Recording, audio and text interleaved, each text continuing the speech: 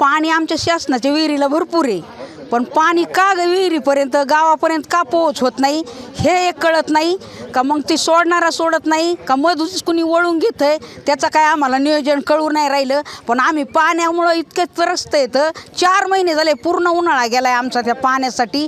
त्याची पाण्याची दखल घ्यावा एवढीच मागणी आहे आमची. आणि लाईट एक बस स्टँड पाहिजे आपल्याला म्हणायचं.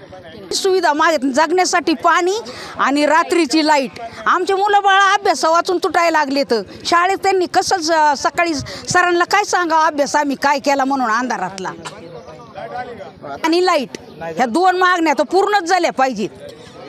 नाही तर आम्हाला सांगा कुठं जायचं असं, जिथं पाणी असं तिथं जाऊ आम्ही राहायला द्या. नाहीच झालं तर सांगा आम्हाला, रस्त्यावरच यावं लागेल. मग नगर जामखेड रोड करतोच बंद, याच्या व्यतिरिक्त तर आम्ही काहीच करू शकत नाही. आता तरणे लोक चालले जाते, कुणी उसावर जाते, कुणी बाहेर गावाला दुटीला जाते. आम्ही वृद्ध वयात काय करायचं आहे गावात. मागच्या वर्षी 64 लाखाची जलजीवन योजना झालेली आहे. त्याच्या मागच्या 50 लाखाच्या दानावरून पाण्याची योजना पाईपलाईन झालेली आहे. तरी गावाला 2 महिन्यापासून पाणी येत नाही. त्यासाठी बायांनी हांडा मोर्चा काढलेला आहे ग्रामपंचायतीवरती.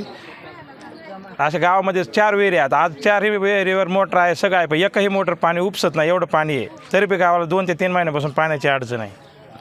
तर आहे, सगळं आहे, पाणी येत नाही. नेमकं काय होतं याचं हे कोणालाच जातं, हे कोणालाच तपास व्हाय नाही. ग्रामपंचायतला तपास व्हाय ना, काय होणार. 2 महिन्यापासून चालले, 4 विहिरी फुल आहेत. आत्ता बी पाणी उपसत नाही. आत्ता बी 6 तास मोटर चालते, लाईट 6 तास असते, तरी बी पाणी उपसत नाही. आणि पासून गावाला पाणी नाही. सणासुदीला तर नक्कीच बंद असतं पाणी. दिवाळी यामध्ये काही असं महिने असंच चालतं. फक्त काय होतं, पावसा दिवस असल्यावर हापशाला याला पाणी असतं. आता हापशा बी बिघडलेले येतं, त्याला बी पाणी नाही होत. आमची मागणी की शासनाने याच्यावर काहीतरी दखल घेऊन पाण्याचं नियोजन करावे. नाहीतर नाही आलं तर आम्ही 8 दिवसामध्ये नगर जामखेड रोड रस्ता रोको करू.